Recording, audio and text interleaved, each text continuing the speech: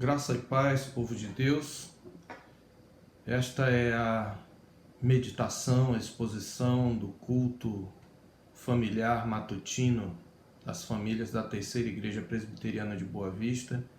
E o texto da nossa meditação está em Jeremias capítulo 25. Hoje nós trataremos de um tema bem espinhoso, uma verdade inconveniente, um duro discurso, mas que vem da parte do Senhor e é para a nossa edificação. Trata-se do tema da ira de Deus, sobre toda a terra. Vamos ler então Jeremias capítulo 25, pelo menos os primeiros 14 versículos. Assim diz a palavra do Senhor. Palavra que veio a Jeremias acerca de todo o povo de Judá no ano 4º de Jeoaquim, filho de Josias, rei de Judá, ano que era o primeiro de Nabucodonosor, rei da Babilônia, a qual anunciou Jeremias o profeta a todo o povo de Judá e a todos os habitantes de Jerusalém, dizendo: durante 23 anos, desde o 13º de Josias, filho de Amon, rei de Judá, até hoje, tem vindo a mim a palavra do Senhor, e começando de madrugada, eu vou-la tenho anunciado, mas vós não escutastes. Também começando de madrugada vos enviou o Senhor todos os seus servos, os profetas, mas vós não os escutastes nem inclinastes os ouvidos para ouvir. Quando diziam: convertei-vos agora, cada um, do seu mau caminho e da maldade de suas ações, e habitai na terra que o Senhor Deus vos deu e a vossos pais desde os tempos antigos e para sempre. Não andeis após outros deuses para os servirdes e para os adorardes, nem me provoqueis a ira com as obras de vossas mãos. Não vos farei mal algum. Todavia não me destes ouvidos, diz o Senhor, mas me provocastes a ira com as obras de vossas mãos, para o vosso próprio mal. Portanto, assim diz o Senhor dos Exércitos: visto que não escutastes as minhas palavras, eis que mandarei buscar todas as tribos do norte, diz o Senhor, como também a Nabucodonosor, rei da Babilônia, meu servo, e os trarei contra esta terra, contra os seus moradores e contra todas estas nações em redor, e os destruirei totalmente, e os porei por objeto de espanto e de assobio e de ruínas perpétuas. Farei cessar entre eles a voz de folguedo e de alegria, e a voz do noivo e a da noiva, e o som das mós e a luz do candeeiro. Toda esta terra virá a ser um deserto e um espanto. Estas nações servirão ao rei da Babilônia 70 anos.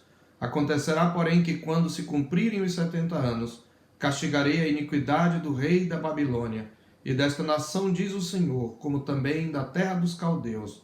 Farei deles ruínas perpétuas.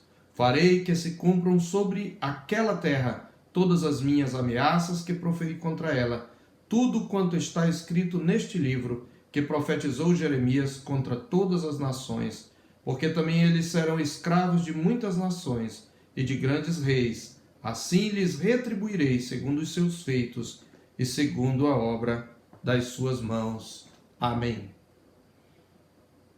Senhor Deus, nós pedimos a tua graça, nós pedimos a tua direção, nós pedimos a iluminação do teu Santo Espírito, para que compreendamos a tua palavra, para que sejamos edificados por meio dela. Nós te pedimos em nome de Jesus. Amém. Em sua obra sobre os atributos de Deus, o teólogo Arthur W. Pink verifica com razão que muitas pessoas fogem de considerar a ira de Deus, porque veem a ira de Deus como se fosse alguma nódoa no seu caráter ou algum defeito no seu governo. No entanto, ele ressalta que Deus não se envergonha de revelar a sua cólera na sua palavra. De fato, como Pink observa, há mais referências na Escritura à cólera, à indignação e à ira de Deus do que ao seu amor mesmo.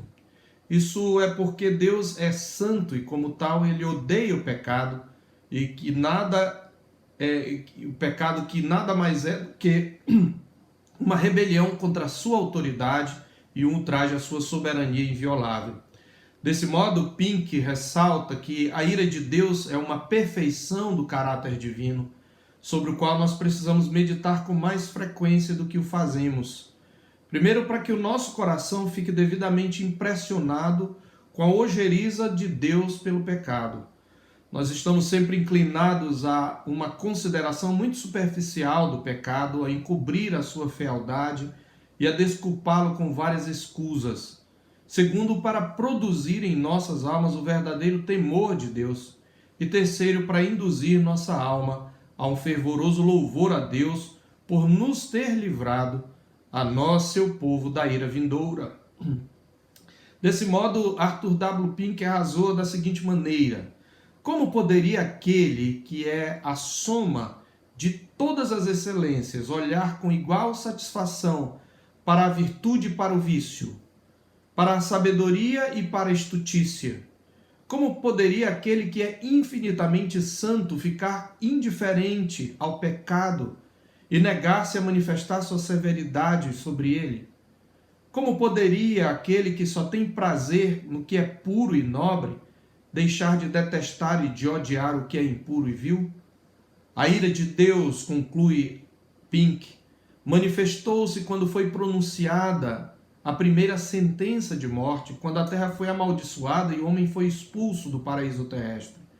E depois, mediante castigos exemplares, como o dilúvio e a destruição de Sodoma e Gomorra com fogo do céu, mas especialmente pelo reinado da morte no mundo inteiro.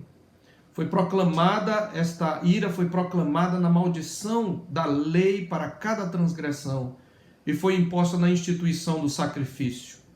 E a mesma criação que declara que existe um Deus e publica a sua glória, também proclama que ele é inimigo do pecado e o vingador dos crimes dos homens. Como diz a palavra de Deus, a primeira palavra do Evangelho, em Romanos 1,18, é que a ira de Deus se revela do céu contra toda impiedade e perversão dos homens que detêm a verdade pela injustiça. Jeremias foi um profeta que trouxe muitos oráculos acerca da ira de Deus. Ele profetizou durante 40 anos que Deus traria juízo sobre Judá, sobre Jerusalém e depois sobre todas as nações. Particularmente o capítulo 25 trata do tema do cálice da ira de Deus. E aqui Jeremias coloca a ira de Deus em perspectiva, primeiro mostrando essa ira derramada sobre o seu povo e depois como ela é derramada sobre as nações.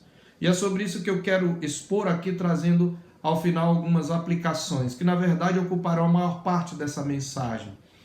Primeiramente, a ira de Deus sobre o seu povo. Jeremias trata acerca dela, especialmente nos versículos 1 a 11 desse capítulo 25. Se você observar aí, desde o primeiro versículo, você verificará que Jeremias começa relembrando ao povo de Judá que ao longo de 2 décadas Jeremias nunca lhe deixara de anunciar com zelo todo o conselho de Deus. No verso 3 do capítulo 25, ele diz: durante 23 anos, desde o 13º ano de Josias, filho de Amon, rei de Judá, até hoje, tem vindo a minha palavra do Senhor, e começando de madrugada eu vou lá tenho anunciado, mas vós não a escutastes. Mas além disso, ele lembra aos filhos de Judá que outros profetas, do verso 4 a 6, outros profetas foram enviados da parte do Senhor, chamando o povo também ao arrependimento. Também começando de madrugada, diz o verso 4, vos enviou o Senhor todos os seus servos, os profetas, mas vós não os escutastes, nem inclinastes os ouvidos para ouvir, quando diziam: convertei-vos agora cada um do seu mau caminho e da maldade das suas ações, e habitai na terra que o Senhor vos deu, e a vossos pais, desde os tempos antigos, e para sempre. Não andeis após outros deuses para os servirdes e para os adorardes, nem me provoqueis a ira com as obras das vossas mãos, não vos farei mal algum. Então, claramente, Deus, através dos profetas e através do próprio Jeremias, que também era um profeta, desde madrugada até ao despontar do dia, trouxe ao longo dos anos a sua palavra de advertência ao povo. Contudo, meus irmãos, em todo esse tempo, como Jeremias ressalta aqui no versículo 7, o povo não quis ouvir, Antes, endurecendo o coração, ele desprezou as promessas e as ameaças da aliança, adorando outros deuses e provocando deliberadamente o Senhor à ira. O verso 7 diz: todavia não me destes ouvidos, diz o Senhor, mas me provocastes a ira com as obras de vossas mãos para o vosso próprio mal. Então, Jeremias, ainda falando sobre a ira de Deus sobre o seu povo, após a constatação da falta, ele traz a sentença sobre a nação. E o que ele diz, basicamente? Primeiro, que o Senhor enviaria as tribos do norte, encabeçadas pela Babilônia, contra Judá e seus circunvizinhos, como diz o verso 9. Eis que mandarei buscar todas as tribos do norte, diz o Senhor, como também a Nabucodonosor, rei da Babilônia, meu servo, e os trarei contra esta terra, contra os seus moradores, e contra todas estas nações em redor, e os destruirei totalmente, e os porei por objeto de espanto e de assobio de ruínas perpétuas. Então o Senhor enviaria contra o seu próprio povo, as tribos do norte, lideradas por Nabucodonosor, e não só contra Judá, mas contra as nações circunvizinhas também. Segundo ponto da sentença, o Senhor faria cessar toda a alegria e toda a vivacidade da nação, diz o verso 10, farei cessar entre eles a voz de folguedo, quer dizer, de festa e de alegria, a voz do noivo e a da noiva, o som das mós e a luz do candeeiro. Então Deus faria tudo isso para o seu povo. Mas em terceiro lugar, ainda falando do juízo, o Senhor não castigaria para sempre o seu povo. Por isso, após 70 anos, como diz os versos 11 e 12, eles voltariam para a terra, o Senhor usaria de misericórdia para com eles. Então, tendo trazido esse oráculo de ira, de castigo, de juízo contra o seu próprio povo, então o Senhor leva Jeremias a pronunciar um juízo, em segundo lugar, contra as nações de um modo geral. Começando a falar da Babilônia, no verso 12, até ao final do capítulo, praticamente, ele vai falar como Deus iria derramar a sua ira também sobre as nações. E em que consistiria esse juízo? Veja, o que Jeremias vai mostrar a partir do verso 12 desse capítulo é que o juízo chegado primeiramente sobre o povo de Deus iria se derramar sobre Babilônia e sobre todas as demais nações, depois de encherem a medida da sua iniquidade. Todas elas beberiam o cálice da ira de Deus. Esse tema do cálice da ira de Deus ocorre principalmente a partir do verso 15.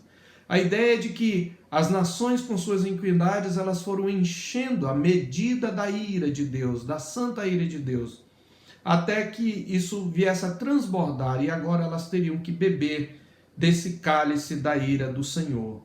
Se o povo de Deus sofreria o juízo, quanto mais os ímpios. O verso 29 diz: pois eis que na cidade que se chama pelo meu nome, começo a castigar, e ficareis vós de todo impunes? Não ficareis impunes, porque eu chamo a espada sobre todos os moradores da terra, diz o Senhor dos Exércitos.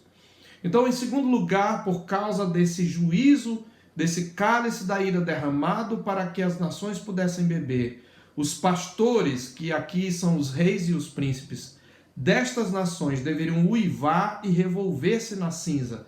Isto é, eles deveriam gemer e se humilhar, porque eles seriam como jarros preciosos caídos e despedaçados no chão. Eles teriam o pasto que exploravam, que eles mesmos exploravam, destruído. Isso está escrito especialmente a partir do verso 15, quando o Senhor diz: porque assim me disse o Senhor Deus de Israel, toma da minha mão este cálice de vinho do meu furor e darás a beber dele a todas as nações, as quais eu te enviar para que bebam e tremam e enlouqueçam por causa da espada que eu enviarei para o meio delas. Recebi o cálice da mão do Senhor e dei a beber a todas as nações as quais o Senhor tinha me enviado. Começando com Jerusalém, verso 18, as cidades de Judá, os seus reis, os seus príncipes, e várias outras nações são alistadas aqui, e especialmente do verso 34 a 38, ele diz: uivai, pastores, e clamai, revolvei-vos na cinza, vós, donos dos rebanhos, porque já se cumpriram os vossos dias de matardes e dispersardes, e vós mesmos caireis como jarros preciosos. Ele está falando aqui para os reis e príncipes que também exploravam, não é, as nações.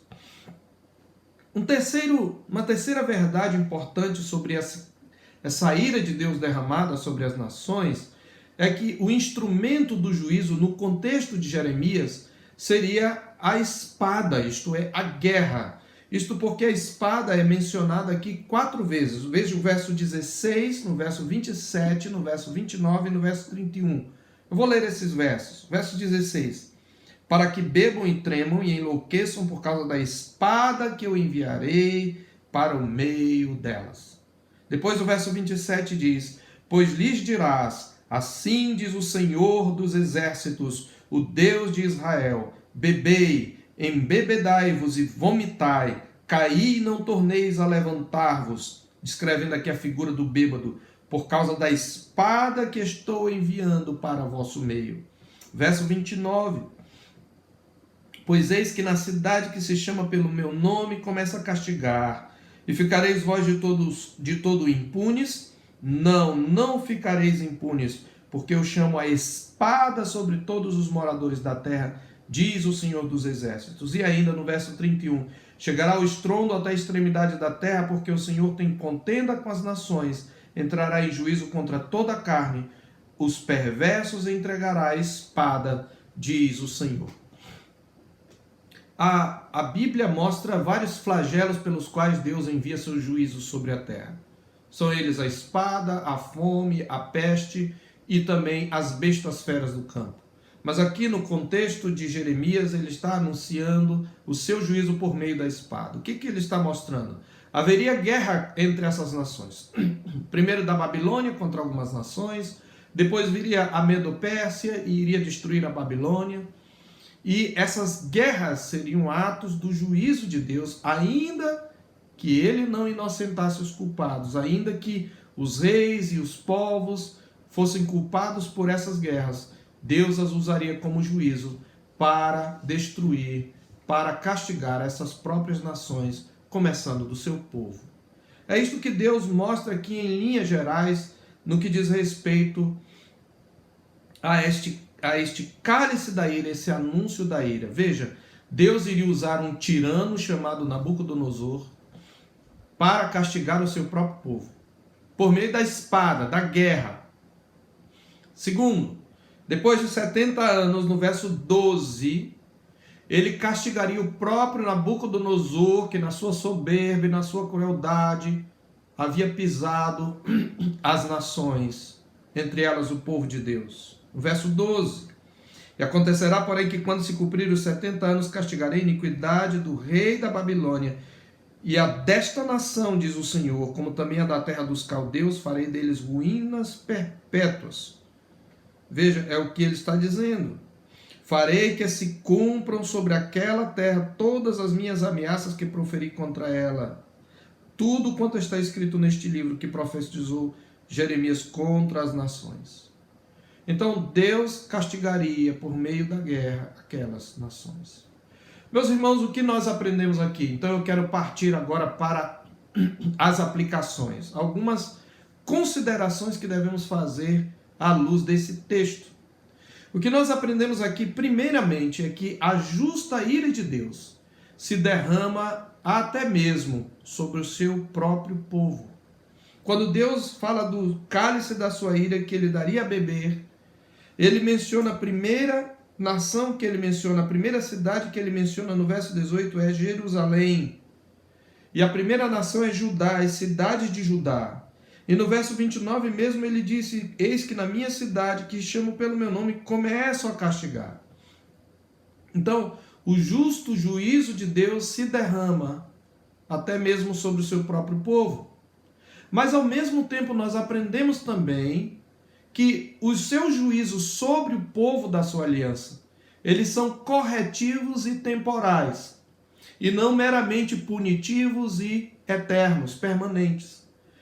Porque a função dos juízos de Deus sobre o seu povo é separar da igreja visível, para usar uma figura aqui que está no capítulo 24, capítulo anterior, é separar os figos ruins dos figos bons.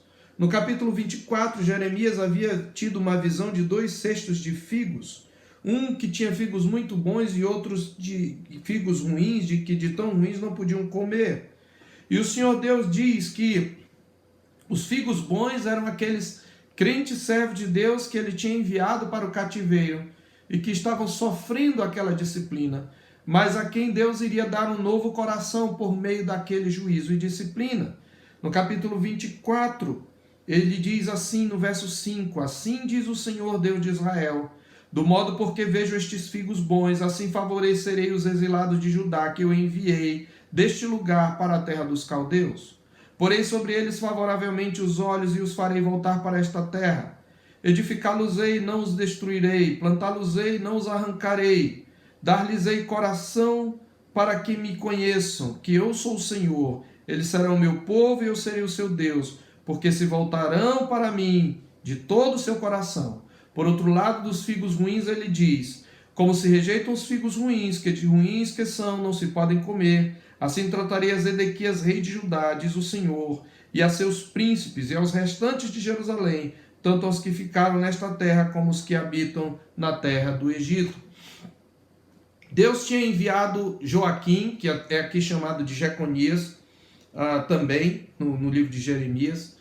Deus tinha enviado Joaquim com uma primeira leva lá para a Babilônia, através da primeira invasão de Nabucodonosor e do primeiro cerco que ele fez,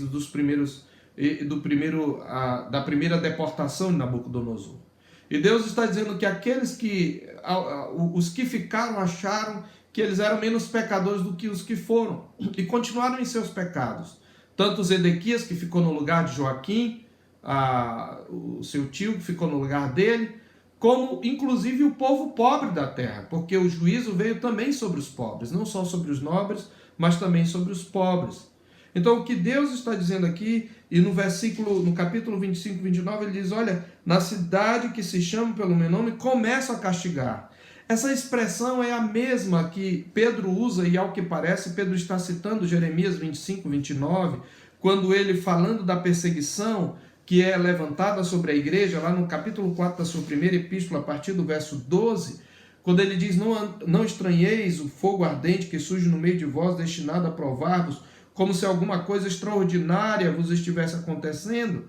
E no verso 17 ele diz, porque a ocasião de começar o juízo pela casa de Deus é chegada. Ora, se primeiro vem por nós, qual será o fim daqueles que não obedecem ao evangelho de Deus? E se é com dificuldade que o justo é salvo, onde vai comparecer o ímpio, sim, o pecador? É isso que Pedro diz. E ele está aqui possivelmente citando essa passagem de Jeremias 25, 29. Pois eis que na cidade que se chama pelo meu nome começa a castigar, e vós ficareis de todo impunes. Então qual é a função do juízo de Deus sobre o seu povo? Separar figos bons de figos maus, separar o joio do trigo. Purificar o seu povo como fogo do ourives e como a potassa dos lavandeiros, como está escrito lá em Malaquias capítulo 3, versos 1 a 5. Então a ira, o juízo de Deus, ele se derrama também sobre o seu povo, ainda que seja um juízo temporal, ainda que seja um juízo corretivo, um juízo para exatamente purificar a sua igreja, separando o joio do trigo. Em segundo lugar, nós aprendemos nessa passagem, meus irmãos, que quando fala da ira de Deus, a Escritura se refere a algo mais do que uma emoção, não é uma mera emoção. Na verdade, a ira de Deus aqui revelada na sua palavra é a reação justa de Deus contra a injustiça e o pecado. Citando aqui novamente Arthur W. Pink, a ira de Deus é a sua santidade posta em ação contra o pecado. É a causa motora daquela sentença justa que ele lavra sobre os malfeitores. Ao contrário da ira humana, meus irmãos, a ira de Deus ela é sempre proporcional ao nosso pecado.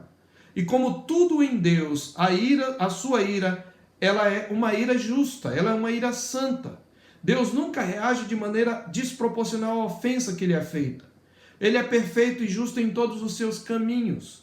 E a razão por que às vezes nós achamos o contrário é porque nós não entendemos quão vil e quão hediondo é o pecado em sua natureza e em seus frutos.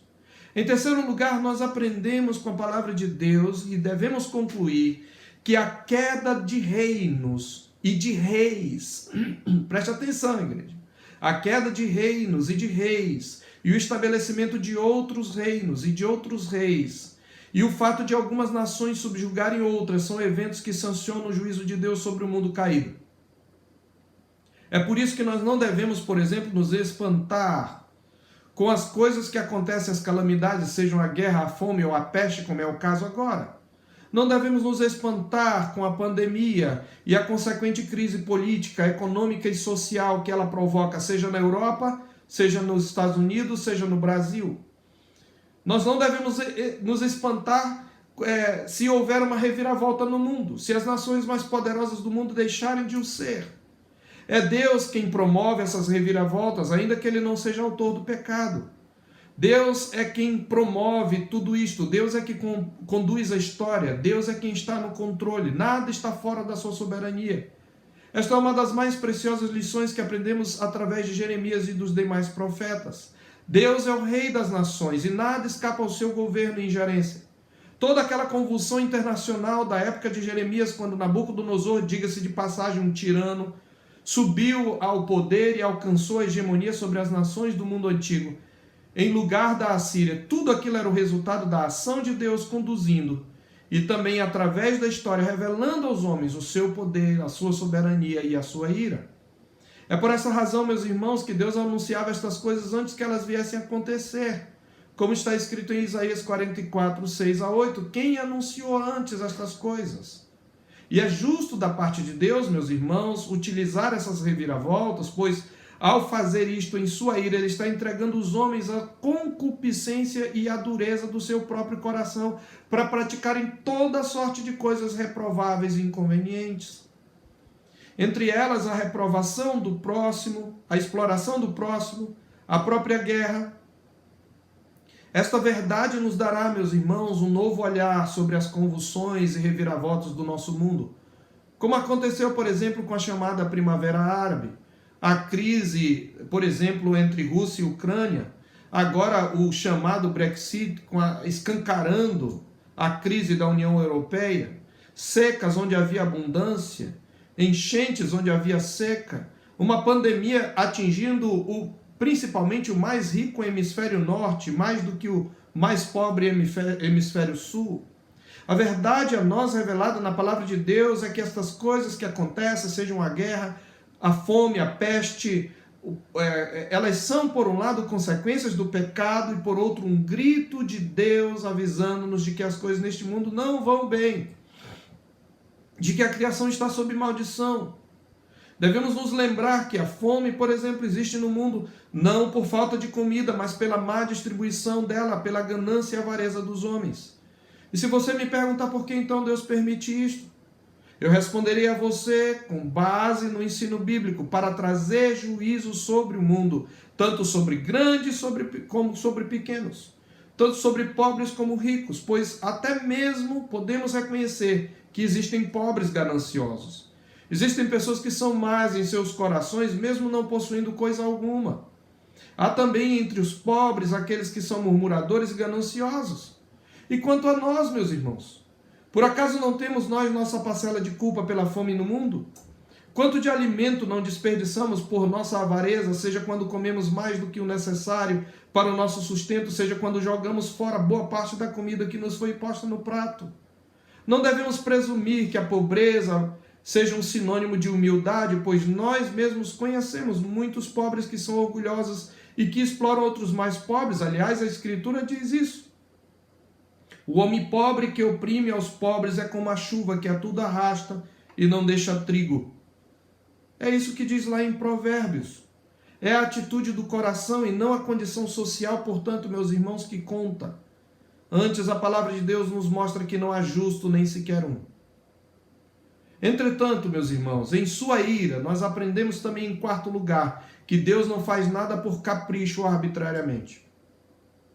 Tudo que Ele faz é consistente com seu caráter, que é perfeito e imutável em todas as suas facetas. Pois como a palavra de Deus diz lá em Tiago 1,17, nele não pode existir variação ou sombra de mudança.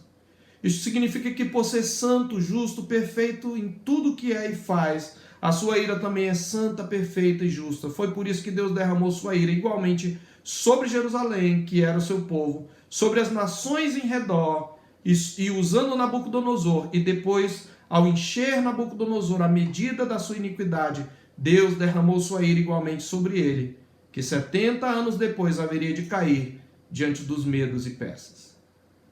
Além disso, nós também aprendemos que Deus não inflige o castigo com prazer.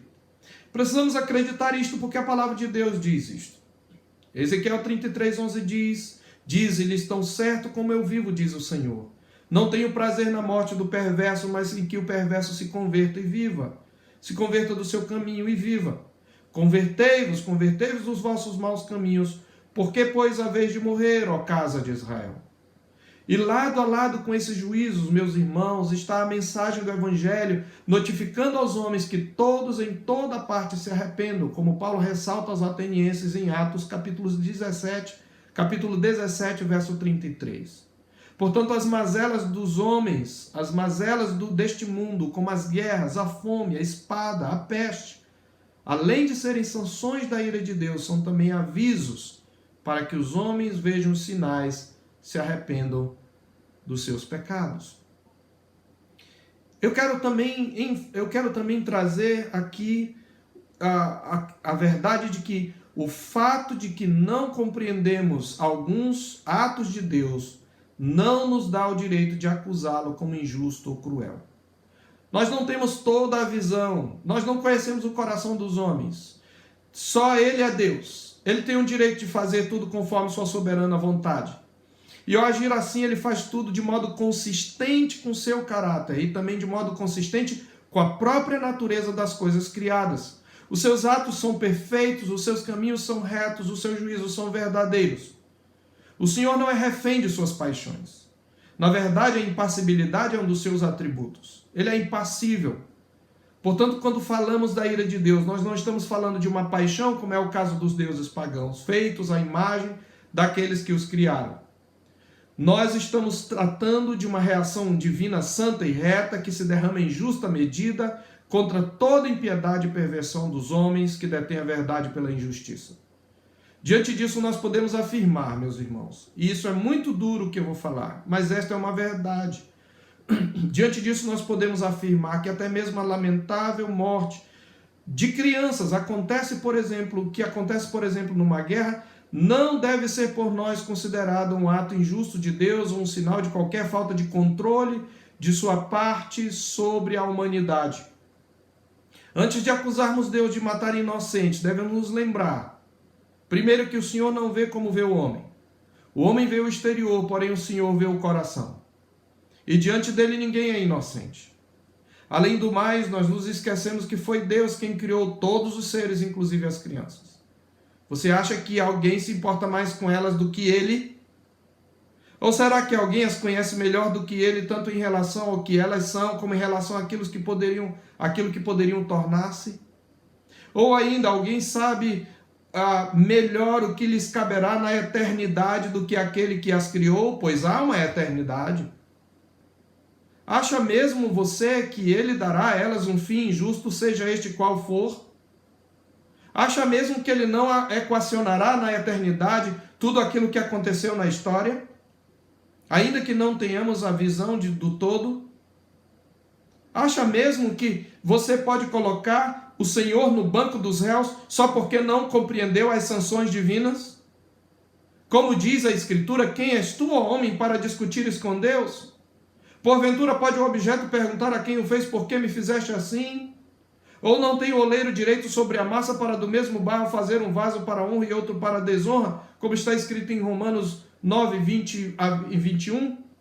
Não nos foi dado o direito de gastar o nosso tempo tentando compreender aquilo que nos foi encoberto, mas foi nos dada a responsabilidade, meus irmãos, de crer e obedecer aquilo que nos foi revelado. As coisas encobertas pertencem ao Senhor nosso Deus, porém as reveladas nos pertencem a nós e a nossos filhos, para sempre, para que cumpramos todas as palavras desta lei. Deuteronômio 29, 29. Em sétimo lugar, a cruz é a mais perfeita revelação da ira de Deus sobre o pecado. Diante da cruz, todo questionamento deve cessar. Como observou mais uma vez Pink, acima de tudo, porém, do céu se manifestou a ira de Deus quando o Filho de Deus veio a este mundo, para revelar o caráter divino.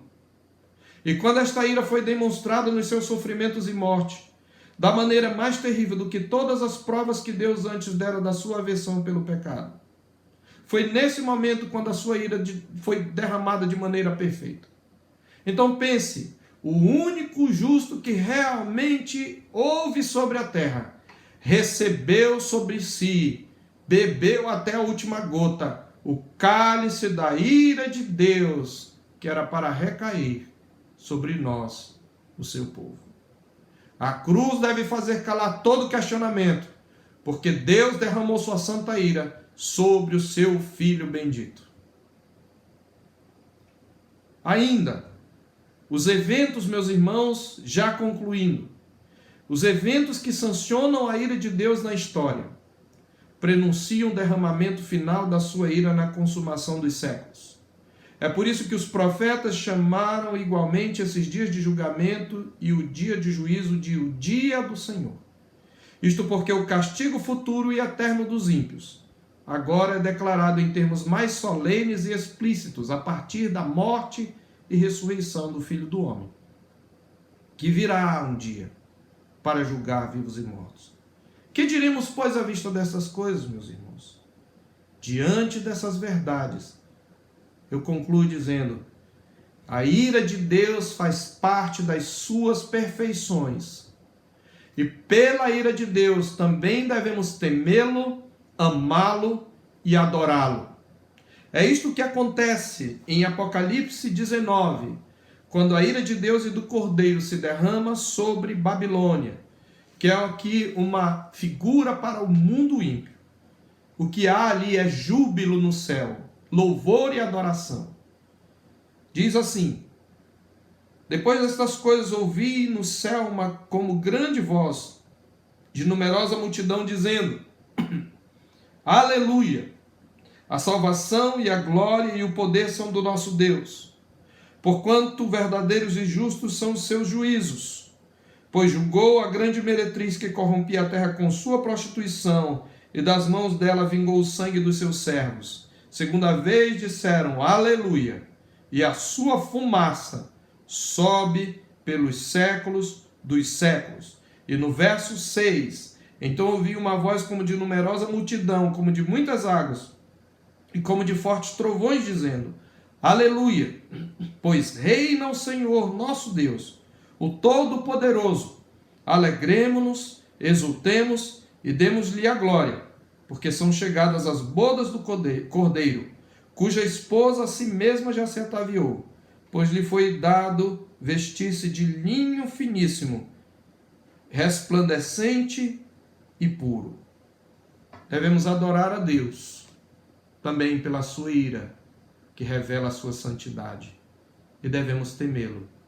E se você ainda não se arrependeu dos seus pecados e não correu para Cristo, você precisa fazê-lo, porque em Cristo o pecador, pela fé, é liberto da ira de Deus.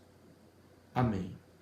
Que o Senhor vos abençoe e vos guarde, que o Senhor faça resplandecer o seu rosto sobre vós e tenha misericórdia de vós, que o Senhor sobre vós levante o seu rosto e vos dê a paz. Amém.